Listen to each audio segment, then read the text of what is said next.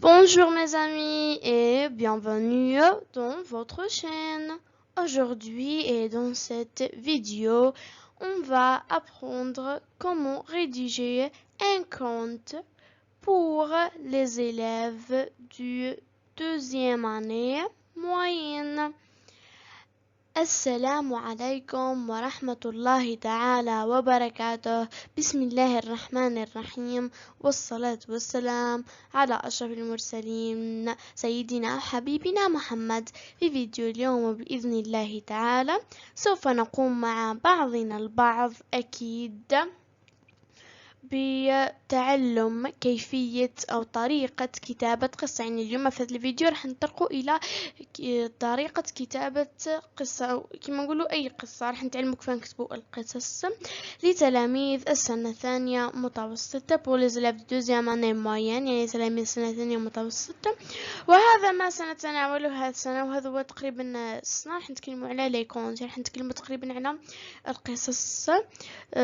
وايضا بعد طلبكم لهذا النوع من الفيديوهات بزاف اللي طلبوا مني انه ندير لهم الفيديو كيف نقدروا نكتبوا قصة او كما نقولوا اي قصة عامة. اذا وقبل أن نبدأ هذا الفيديو لا تنسوا الضغط على زر الإعجاب والاشتراك في القناة وتفعيل زر جرس التنبيهات ليصلكم كل فيديو جديد أو كل جديد ننشره على قناتنا التعليمية. ولنبدأ على بركة الله. بسم الله الرحمن الرحيم. Et on commence. C'est parti.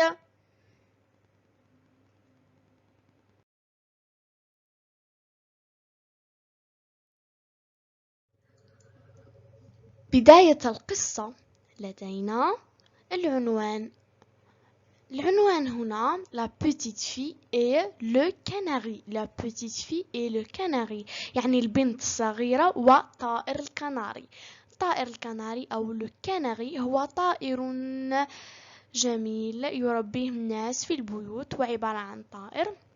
عندي العنوان La petite fille et le canari، يعني البنت الصغيرة وطائر الكناري. أكيد باش نكتب القصة أو أي قصة لازمني ندير لها العنوان. أكيد هنا العنوان، ما هو العنوان أو كيف ندير العنوان؟ العنوان يكون عامة عبارة عن فكرة عامة حول ما سنتطرق إليه في هذه القصة. الآن سنبدأ بالقصة. في بداية القصة نلاحظ بدينا بأن ماجيسكول، بدينا بحرف كبير أكيد لأن في البداية متاع القصة بدينا بحرف كبير. Il était une fois، أكيد il était une fois معناها في أحد المرات أو في مرة من المرات. أكيد هذه عبارة عن une formule d'ouverture، عبارة عن عبارة افتتاحية أو جملة افتتاحية. وش هما العبارات الافتتاحية أو les formules d'ouverture؟ هما مجموعة من الجمل أو مجموعة من العبارات اللي نفتتح بهم القصة متاعنا. إذن عندي il était une fois، في مرة من المرات أو في أحد المرات، une petite fille qui s'appela Laura، يعني بنت صغيرة تسمى لورا. Elle vivait dans une، la liaison dans une belle maison،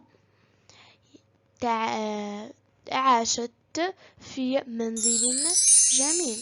إذا عندنا ها هو كي المنزل نتاع لورا. الآن elle avait، قال لي elle avait un beau canari jaune، يعني كانت تملك un beau canari jaune، يعني طائر كناري جميل أصفر.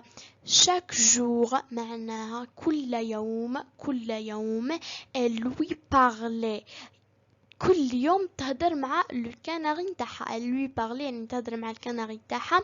et le canari lui répondait en sifflant، والكناري نتاعها راح يردلها او يجاوبها بالزقزقه او بالصوت اللي يصدر كما نقولوا بالصفير.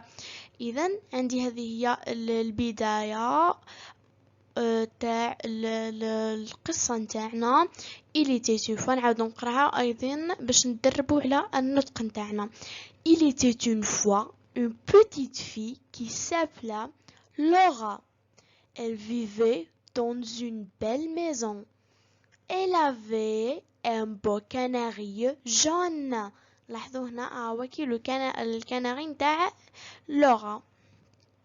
Chaque jour, elle lui parlait et le canari lui répondait en sifflant. إذا عندنا هذه هي البداية. دائما في البداية كاين أو باش نكتبوا البداية تاع القصة دائما لازم كاين مراحل نتبعوهم. أول مرحلة هي أنه نبداو بحرف كبير ماجيسكول، هذه أولا. ثانيا لازمنا نكتبوا une formule d'ouverture يعني عبارة افتتاحية باش نبداو بها القصة أو نفتتحوا بها القصة. ومن بعد في المقدمة تاعنا واش راح نذكروا؟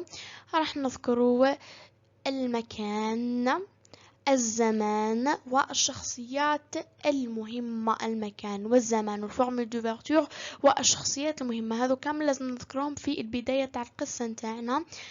هنا نلاحظوا بلي ذكرنا شخصيات مهمة اللي هما لغة، وذكرنا الكناري جون نتاعها أو طائر الكناري نتاعها. وأيضا في القصة تاعنا راح نستعملوا زمن الماضي المستمر اللي هو l'imparfait de l'indicatif اللي تكلمنا عليه في درس سابق. راح يكون الرابط تاع هذا الدرس في صندوق الوصف لكل من يريده.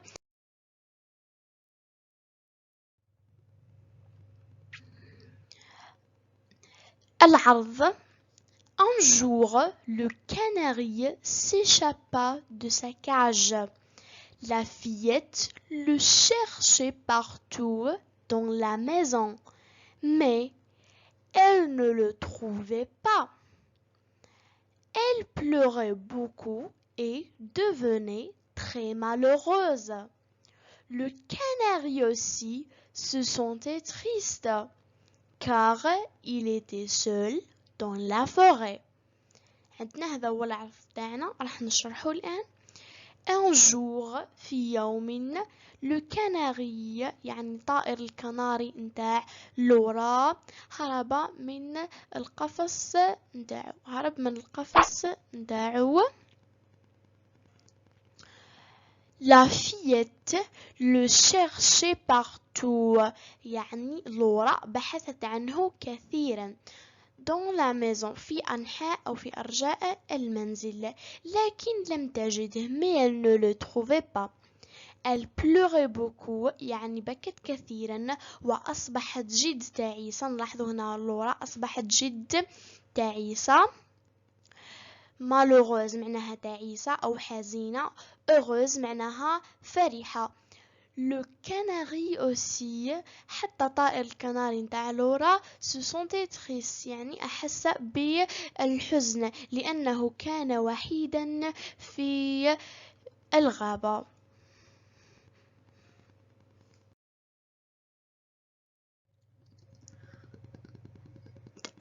تكملة الآن. quelques jours après, Laura entendait un sifflement près de sa fenêtre.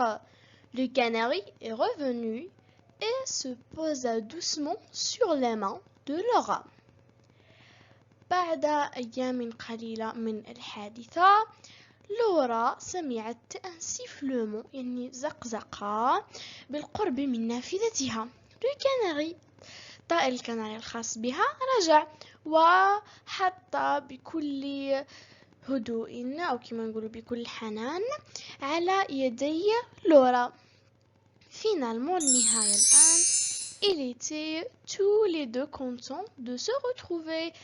في النهاية أو نهاية كانوا الاثنين سعيدين بلقاء بعضهما. لاحظوا هنا لورا راها سعيدة بلقاء الكناري نتاعها. لاحظوا هنا في النهاية نتاعنا بالنسبة للنهاية أول حاجة لازم نديروها هي أنه نكتبوا عبارة تدل على النهاية نتاع القصة، مثلا finalement enfin، ثم نكتبوا النهاية تاع القصة نتاعنا بكل سهولة.